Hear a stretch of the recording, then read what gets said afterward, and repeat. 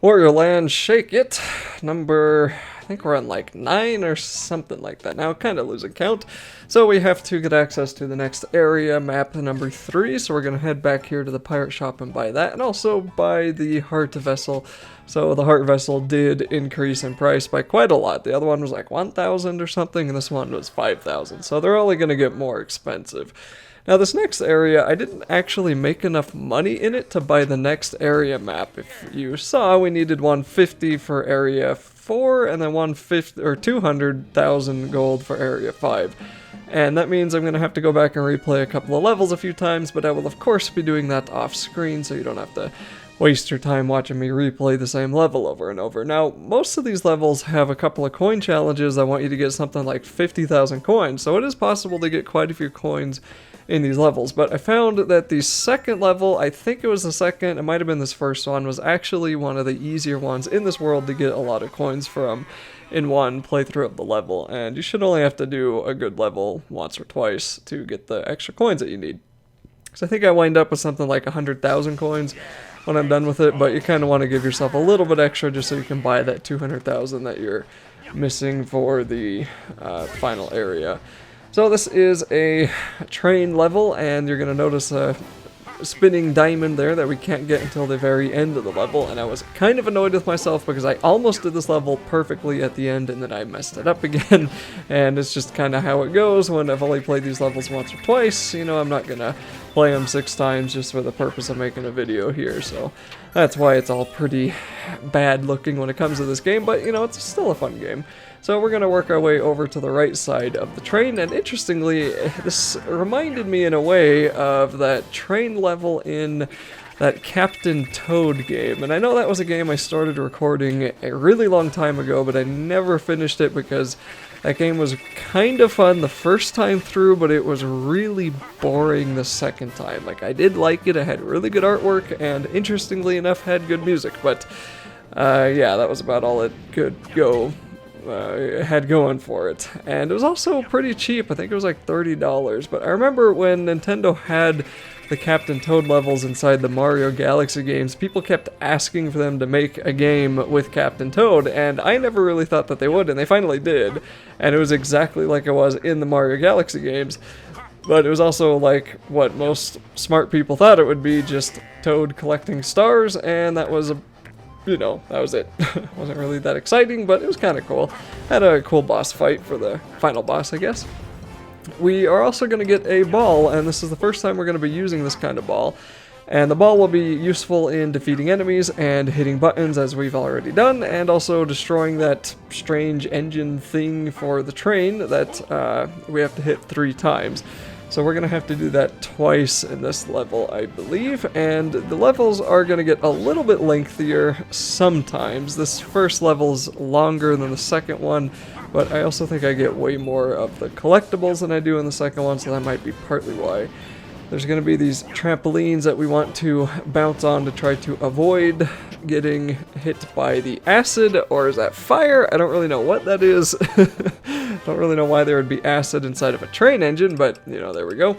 And there's going to be another ball up here, and then a button, and we're going to want to ground slam to try to get that ball out of the little cupboard up there, cupboard, alcove, whatever you want to call it, and then we want to throw the ball at the slanty part of the wall just so we can open it up and grab our hotter sauce.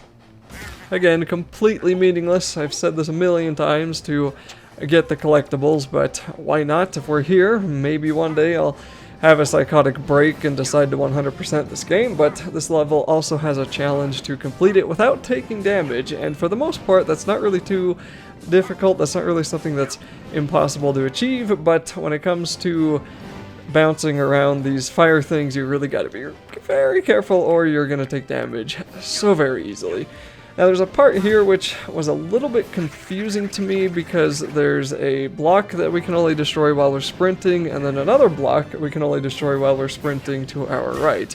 But I did not know at this time that you could actually slide on the ground while you are sprinting. So when we jump into this and move on over to the left, I'm going to be able to destroy that block to the left as long as I don't, you know, take damage first. But if we want to destroy the one that's to the right of those fire, we need to dash on down here to the bottom platform and then just move to the right, but then hold down on the D-pad on the controller to make ourselves slide. And that way we'll be able to get underneath those fire things here. I was not aware that I was allowed to do that though until later in this world, so I don't really accomplish that yet, but if you want to do that, there you go. Watch out for the cannon guy sitting above there. I think there's just a chest below there. I think that was the last chest, so not really too big of a loss.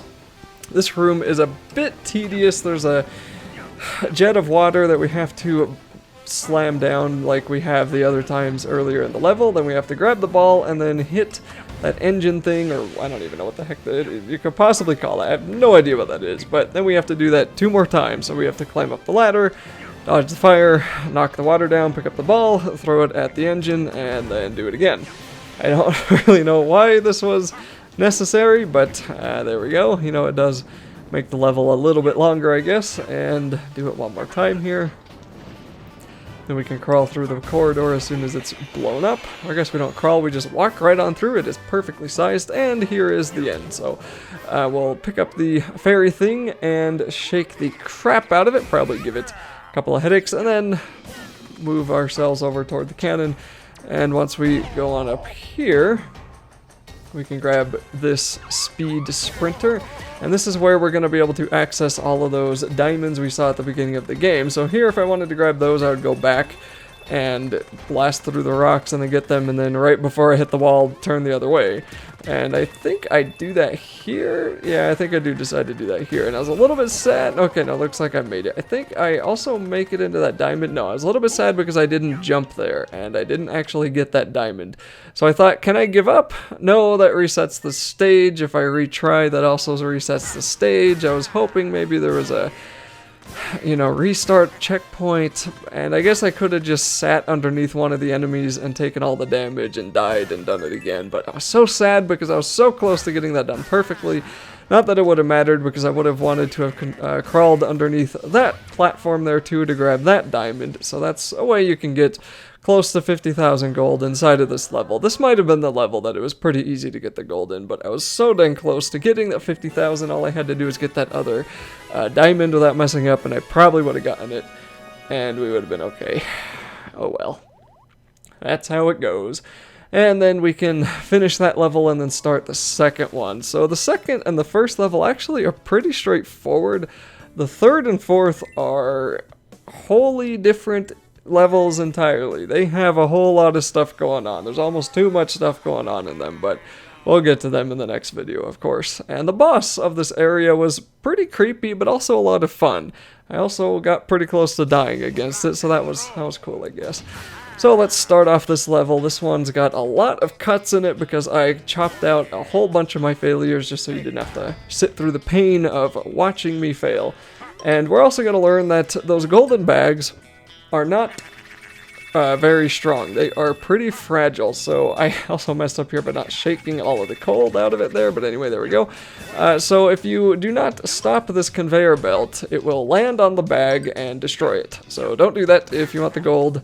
You get close to 5,000 gold with one of those big bags, so they are worth opening. And then I'm going to try to land on this stupid floating puffball thing again without missing it. And then there's yet another bag over here, so we can try to get this one. Just move a little bit over so we can get most of them. It's a little bit annoying trying to find a good place to open some of these bags sometimes. And then we can head on over toward the next screen. And then here is a pretty interesting room. It's got a very hilarious new thing inside of it. We get to light Wario on fire. There's also a challenge not to step on a single fossil. I don't know why that's a challenge, but I broke that right away there. And if we move on over here right to our left, there's going to be this little fire that we can put Wario on. And if we hit a wall while we're on fire, Wario will continuously catch more and more on fire until you can break those fire blocks. Do not touch the golden bags when he's on fire. You will destroy them, so watch for that too. Just wait a second or two for Wario to lose his fire, and then we can jump down this pipe. And this is something we're going to see twice inside of this level, a conveyor belt with a bomb on top of it. This one's really easy though, because you just have to let the bomb hit the ground and then ground pound, wait 9 seconds, and that will blow up the wall. And I believe there's a diamond in here, so in my opinion, that's the more valuable conveyor belt puzzle. The second one just has a chest behind it, which doesn't really do us any good. And then we can come back up here on top of these platforms of these conveyor belts and do what we were pretty much doing when the level started to make it toward the right side of the screen as usual and get to the next area here. And there's going to be more conveyor belts, and there's also some teeth that look like you can run through them. Should kind of be a hint of what's to come, should you do the level perfectly, which is something I definitely do not do. And also one thing I'm still trying to get used to is that charge, dashing, and jumping is not very good for jumping. It's really easy to mess up when you do that. So here there's going to be an enemy walking on the conveyor belt. You're going to want to pick him up and throw him at the button there to stop the conveyor belt, and then you can crawl underneath the spikes to get a chest, and we can crawl the other way. One of these levels I actually get all of the chests in them. I don't know if it was this one, maybe I don't. I feel like I'm pretty sure I did. Maybe it's this level, I don't know, we'll find out. But there's another fire block down there, and I think I get that one. Well, yeah, I do think I get that one. When we come up here, there's going to be a bat that falls down, and if we jump on him, then we can pick him up and throw him at that conveyor belt button over there in the corner. And that will make that conveyor belt turn the opposite direction, which will allow the fire to drop down to the ground instead of the water. And then Wario can catch on fire and we can come over here and break the block. Once again, do not touch the bag while you are on fire. It will destroy it. Then there's going to be another pipe with a slightly more annoying bomb puzzle. This took me probably 10 tries, but I cut out all of them, so don't worry about that. And all we have to do is, oh wait, this is the first try, so I failed this one miserably. But anyway, you just have to time the bomb to fall down on the block while it's blowing up in midair. So we're going to get that done here, and it looks like if we get it to about 3 seconds before we hit the button again, it will blow it up just fine. So there's the gold-handled bucket. I do think that that is all of the collectibles in this level, except for the challenges on the left side of the screen there, which is very clearly telling me I failed the take no damage one, and I failed the don't touch the fossils one. This is actually a pretty tough level to 100%, although not even anything in comparison to some of the last levels. This game gets really ridiculous. Like, there's not a whole lot of challenge in this game on its own. The challenge comes from trying to do everything perfectly, but I guess that could be said about anything, right? Then there's going to be a couple of these rising pillars and a checkpoint you may want to grab. This bag is just kind of letting you know, hey, if you jump on these pillars, there might be something on the other side. So that's what we're going to go get. Just be careful if you collect those coins. Don't grab the ferry or the level will end. So we're going to start jumping on these and be a little bit careful. Wait for them to rise, and then the one you want to jump on to lower. And then there's the other chest. So yep, we do get all of them. Yay for me. Then we work our way back, try not to fall down, not that it's a big deal if you do. And we can finally start ending the level. So I think I mess up this one annoyingly because there was one little spot. I think it was this level. We'll find out, but there's one little spot where you need to jump right as soon as you come out of the screen, but how are you supposed to know, right? And right there I messed that up because I was like, do I go down the pipe? I could, but I want to see what it's like going through all these teeth, so I'm going to come back and get the speed again. This time I'm not going to jump, and it's really just hard. It's just a hard thing. When am I supposed to jump when I'm doing this? Anyway, so we're going to get into this one, and I'm thinking, okay, things are going okay. Conveyor belt's not a big deal. There I learned that you can actually slide in a conveyor belt, and I'm like, darn it. Well, I guess we'll just head on over here. And oh wait, I meant to do that. We got a what's it called? A diamond. I meant to lose it there. I meant to get that diamond. I guess that's probably just a little bit of solace for you to say, hey, you aren't capable at ending this level the way we wanted you to, but here's a diamond to make you feel better. And of course, follow the arrow of that fairy if you are ever lost. And we'll be able to get back to the beginning of the level. I guess this wasn't the one I was thinking of when it came to the speed thing. That must have been the next one, and we'll get to that in the next video too, which will be very soon because this one is ending, and that'll be it for this part of Wario Land Shake It.